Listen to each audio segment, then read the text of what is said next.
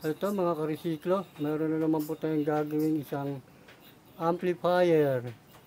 Ang tatak niya, Star Crown. Ayan. Ano siya? 735. Ayan. 735. Paggawa po sa atin ng isang mabuting customer. Ang issue nito ay no sounds. Okay. Checkin natin kung ano. Buksan natin itong ampli niya kung anong mga dahilan kung bakit no sound siya.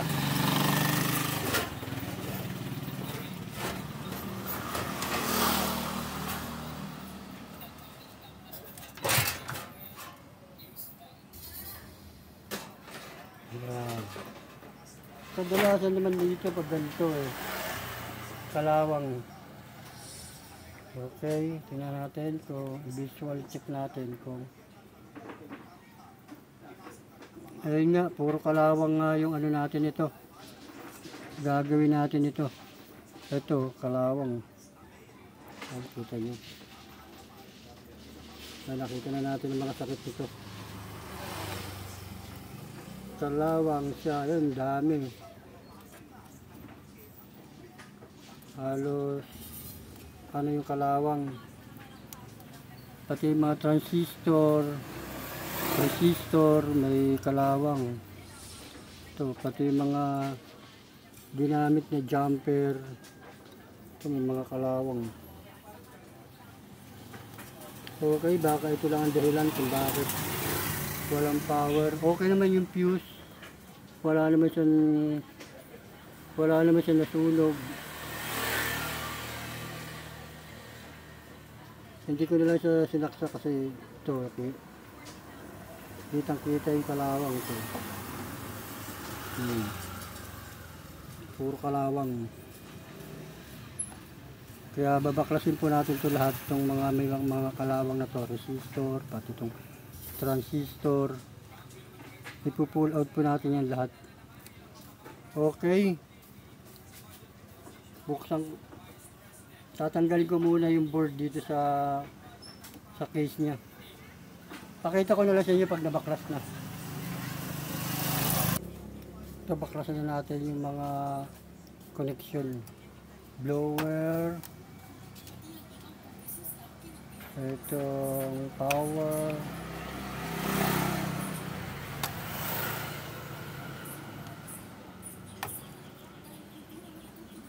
Itong connection.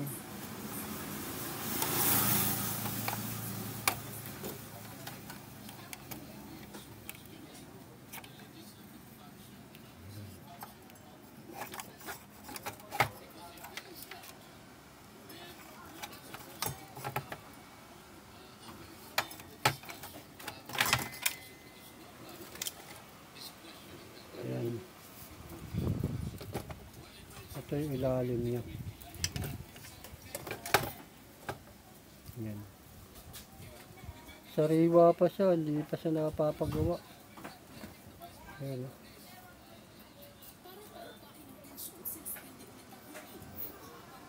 Okay pa siya, wala pa siyang history ng repair.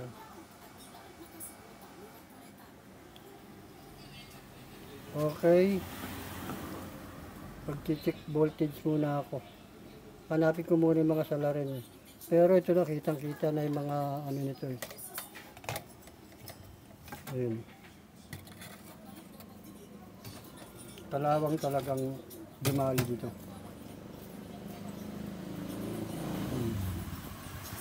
Kalawang. Kalawang. Ito, kalawang. Ay, putol lang oh.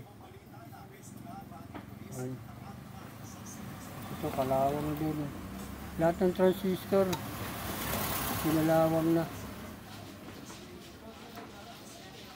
Kaya papalitan natin itong mga transistor na to.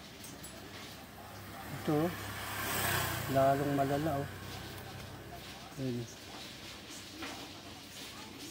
Ano? Puro kalawang. Tapos, yung resistor, ayan, puro kalawang din. Ito. Puro kalawang siya. Kaya babaklasin ko muna itong mga to.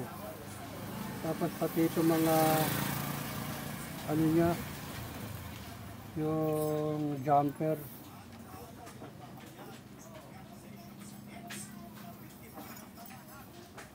Ito, yung mga jumper na ito, kinalawang na rin. Papalitan ko rin yan. Dito, wala namang kinalawang.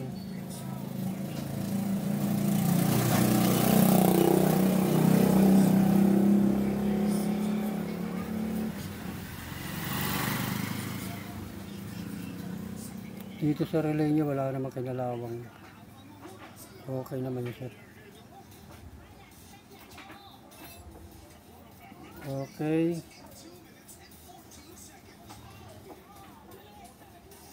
Buo naman yung fuse niya. Okay, baklasin ko lang itong mga ano, kinalawang. Pakita ko na lang sa inyo pag nabaklas ko na itong mga transistor na to. Itong mga itim na to, ito. Ito, tsaka resistor. Okay. Ito mga karesiklo. Natanggal ko na yung mga resistor, lahat ng transistor dito. Ayan o, wala na. Tsaka dalawang capacitor, ay resistor. Ito. Inubos ko ng lahat kasi halos magkaroon na rin ng kalawang. Tapos dalawang resistor. Okay. Yan na siya. Okay, likod yun.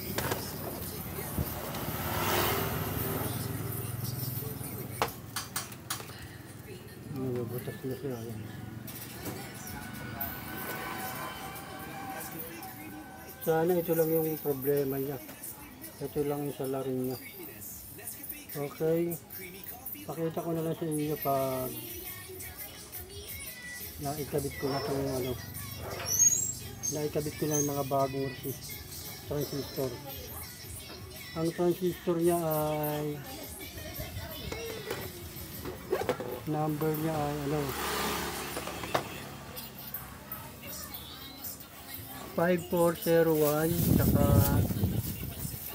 5551. Yan lang yung mga ano niya. Tapos yung resistor 270 ohms 220 ohms. Okay. Wala na naman ako ibang nakita rito ng ano. Nilagyan ko na lang siya ng ano ng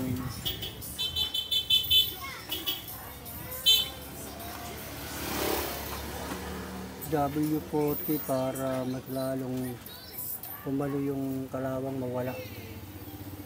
Okay, yun na.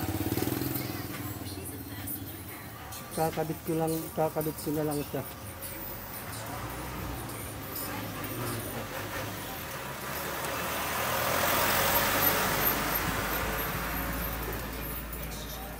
Nakita nyo, wala nang laman. Yun, walang laman. No? Okay. Kabit ko na yung mga transistor. Pakita ko na lang sa inyo. Ito yung mga bago yung kakabit natin ng mga 5401 tsaka 5551. Yan. Ang bago siya. Okay. Pakita ko na lang sa inyo yung pag nakabit ko na ulit.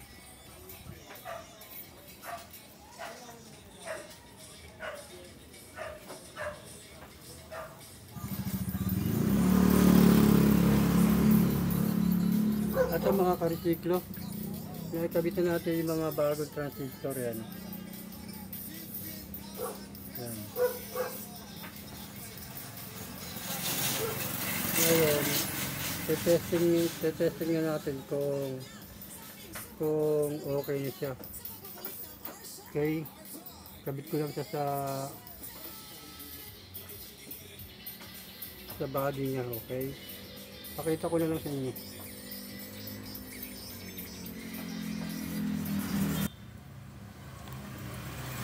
Ito mga karsiklo, naikabit ko na siya sa case. Yan, naikabit ko na rin yung mga power supply niya. Yan, yung socket, ito, tapos yung sa electric fan, sa blower, yung socket yung sa loob. Ngayon gagawin natin, tetestingin natin to kung okay na ba, kung magkakaroon na siya ng sounds. Okay, saksak ko siya. Ito, saksak ko. Ayan, nakasaksak na siya. Tapos power natin. Yun, nagka-power na siya. Yun, saksak natin itong USB.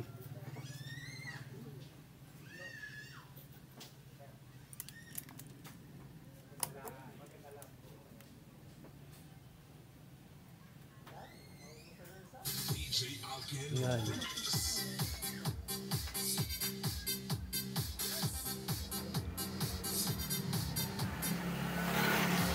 Ayan, tumutugtog na siya.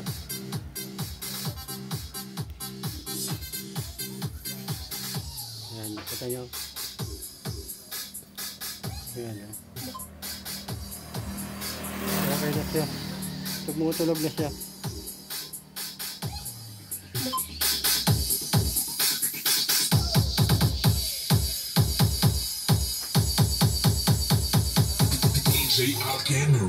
Okay.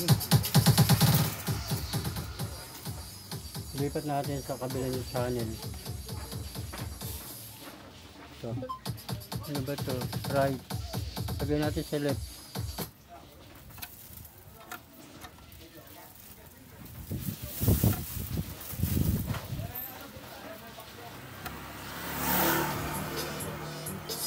Ayan.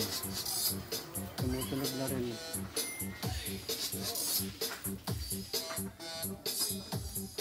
Okay na siya mga karsiklo.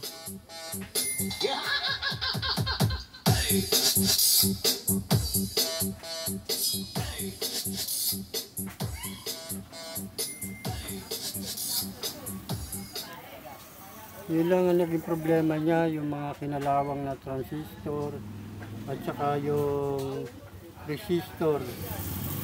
Okay, wala naman siyang naging ibang problema. Okay na siya. Volume uli natin.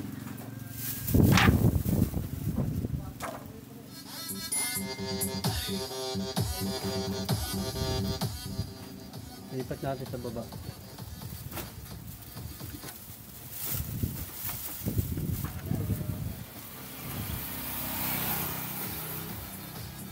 Tumutunog naman, okay na siya.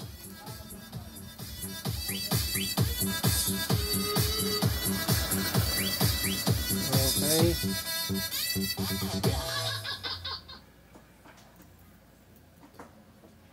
Patayin ko na.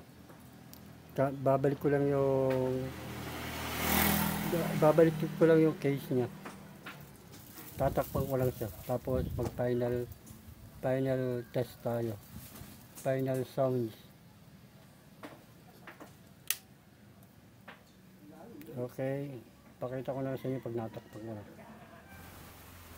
Ito mga karesiklo, natakpan ko na yung amplifier na pinagawa sa atin. Ngayon pa-final test na natin kung talagang hindi siya magloloko. Okay, pa-power ko lang siya. Yan, nakasaksak na siya. Yun, may power na. Lagyan natin ng USB.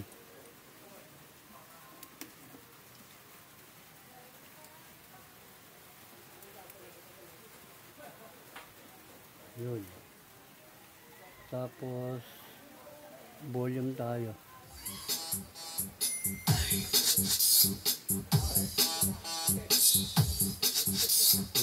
na siya.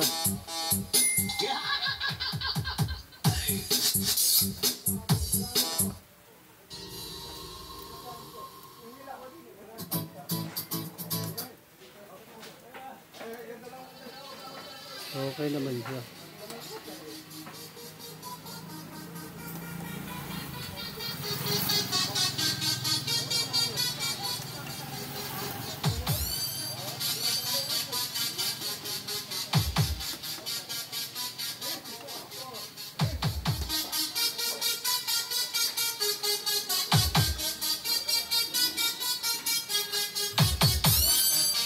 Okay naman siya.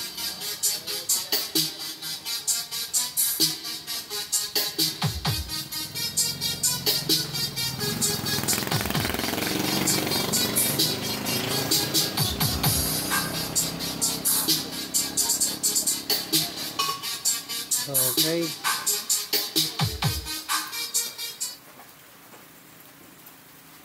Okay na siya mga karesiklo. Nakatapos na naman po tayo ng isang paggawa itong amplifier Star Crown. Ang issue niya ay no sounds, ayaw tumulog.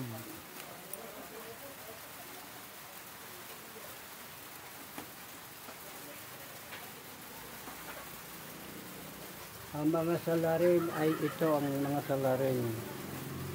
Ito.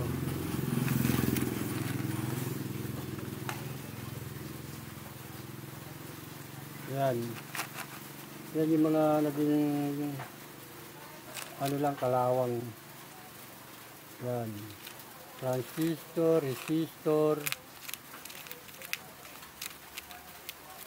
Kasi yung tinanggal ko lang yung mga transistor, hindi rin siya tumulog, wala pa rin sounds pala.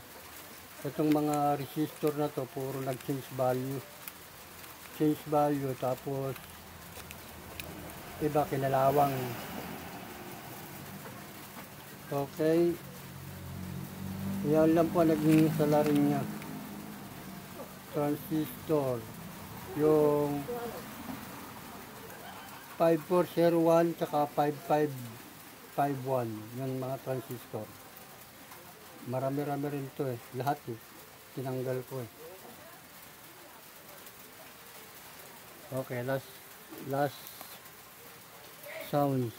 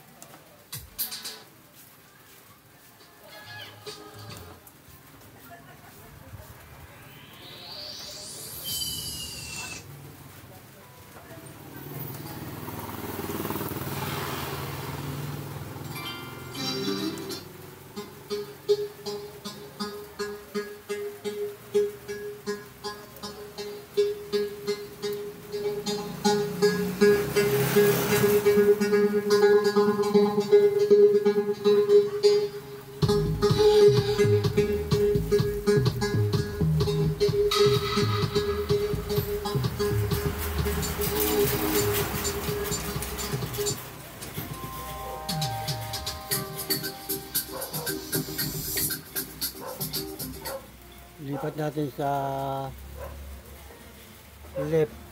left channel.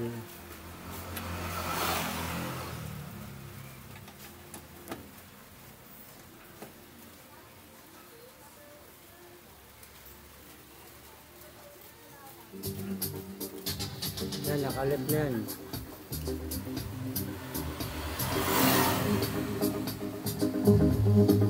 Okay na.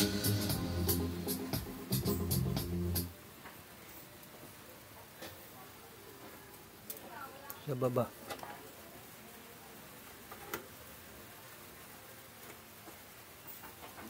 Sa baba na yan. Volume. Okay. Okay na siya mga ka-resiklo.